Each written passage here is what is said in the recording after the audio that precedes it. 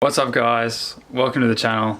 I don't actually really know what I'm doing with this, but I figured I'm just about to get out of my cast, get a new bike, which I'll be showing you later. So I figured why not get a bunch of videos together to show you kind of what it takes to get to some EWS rounds in Europe and all over. A lot of people don't actually know how much effort goes in behind the scenes to book everything up and get prepared, get yourself prepared, get your bike prepared and get to these races. So I've gone to 2 EWS races so far this year. The first one went alright in Rotorua, New Zealand. I'll put some helmet camera footage here. The tracks were pretty loose, real fresh, just super deep loam, super deep ruts, just heaps of roots. And yeah, they were just super challenging. It actually rained for the race day as well, so it made these hectic, rooty sections just almost impossible to ride. I had a pretty horrible day. I crashed on like 3 out of 5 stages and just struggled on all the wet routes.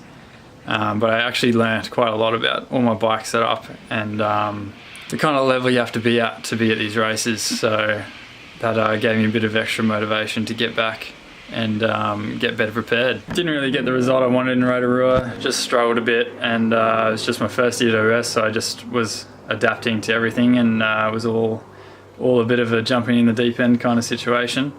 But the very next week I had to fly back. I actually had some exams the day after I got back from Roto, and then the day after I flew out to Derby in Tasmania, which was where the whole wrist thing happened. It's actually pretty difficult going straight into these stages knowing that you've only got just one practice run and that's it. That's the only time you're going to ride the track before you have to race. So you literally have to rock up to these tracks and send it straight away.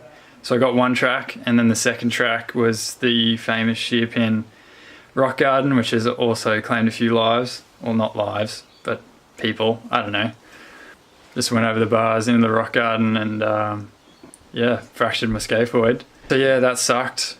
About to get out of this thing, and then I'll be getting a new bike very shortly, which I'll show you in upcoming videos. I'm very excited about that. And then in about a month's time, we will be heading off to London and getting in a camper van and driving all over.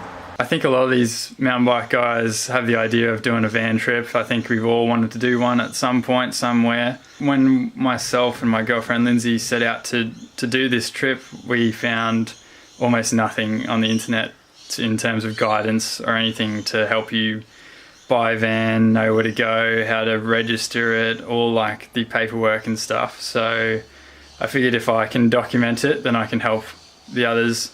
You guys will know how exactly to go about it in the future, and probably learn from our many mistakes and save a few headaches, and also just bring you along for hopefully what will be an insane ride.